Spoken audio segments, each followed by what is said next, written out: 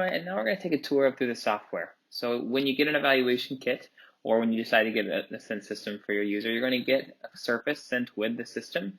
Everything is done via Bluetooth connectivity, so everything, all the gain adjustments, which is a really nice feature, are done through the Bluetooth and through the software here.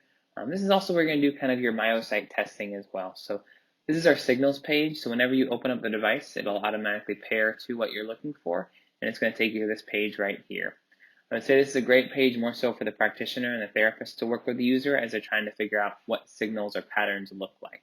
Okay, so you're kind of looking at this screen here. You'll notice that as soon as I do any sort of movement there, you're going to kind of start to see, I'm wearing one of the cuffs, you're going to start to see some activity on those channels.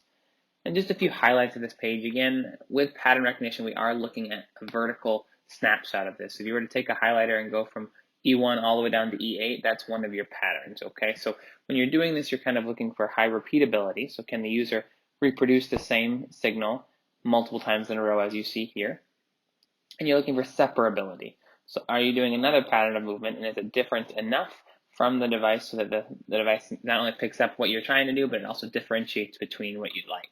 So you do have the ability to pause the graph and do different things along those lines as well, which is really helpful because in that training early on phases, as you're teaching someone what patterns to use, what things to try out, and this is where that creativity, both for you as a practitioner and maybe with a therapist, kind of can work as individuals are building their patterns, okay? You'll also see on the far right are the gain adjustment settings. We recommend starting all of those at 4. However, you can adjust those depending on the user and their needs. One thing to keep in mind, however, if you do adjust gains, you do need to recalibrate before utilizing your prosthesis or the virtual training.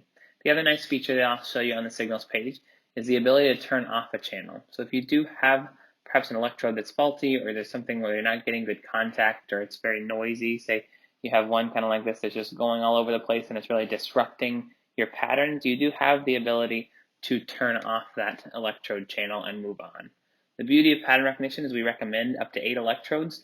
However, it can work with as few as 3. We definitely don't recommend 3. We would recommend as many as possible because you always can turn off the channels later on.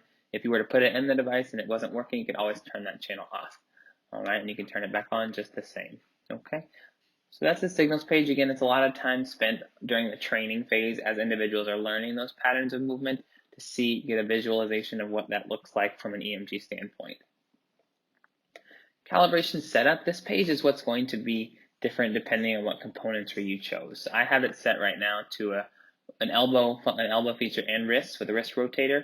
And this is the setting for the Tasca with grips. This would change again depending upon if you use an ILM or whatever other type of device, multi-articulating hand or different device that you're using. Some of these key movement features would change. But this just happens to be the Tasca with grips, and that's kind of how we have it set up for this one. The main thing I want to highlight here is, again, you can change and add things as much as you'd like. That's the beauty of it, is you can change different grip patterns, and you kind of the user and you as the clinician really get to pick what motions they want to calibrate and when they want to calibrate them, okay? The other key thing I want to show you here is our positions, what positions mean. As we know with different devices and when you put on a prosthesis, for example, when you start to reach overhead into cabinets, frequently your muscle is going to change slightly. That pattern of movement might change slightly with that shoulder flexed position rather than it would when it's down at your side. So what positions allow for is allow the user to actually make the device smarter in some ways. So maybe position 1 for that person is their arm at their side. They calibrate in position 1 for hand open, hand closed. But again, they're noticing every time they reach in the refrigerator, it's kind of their open's not as strong. So this way you're able to then calibrate in that second position with your shoulder flexed reaching overhead, so that slight change will then be calibrated, and therefore the system is going to learn that both the pattern when you're reaching up in the refrigerator as well as when it's down at your side both mean to open. So again, just allows for the device to get a little bit smarter and to learn what the user needs it for. The other really nice feature about the Sense system is you can custom calibrate. So especially once individuals are using 5 or 6 different patterns and perhaps multiple positions, they don't necessarily want to calibrate every single movement every single time. I always say wake up, and if it's working, you're good to go. If it's not broke, don't fix it. And so if maybe you wake up in the morning and you notice your pronation is not as strong as the other ones, but everything else open and closed is working just fine, then you would go to custom calibration, and you would then just choose the position that you would like to recalibrate. You Because I haven't selected anything here, you're not going to see as many, but you would just want to calibrate just general grasp, for example, then you would just choose that one motion to calibrate there versus going through the whole set. Okay, the last thing I'll show you on this page is really this test function. It's a great feature for you as a clinician when you're troubleshooting. This will send some fake signals to the device just to make sure if it's a hardware issue, kind of as you're troubleshooting to figure out where a challenge might be. So that's what that test feature is going to be.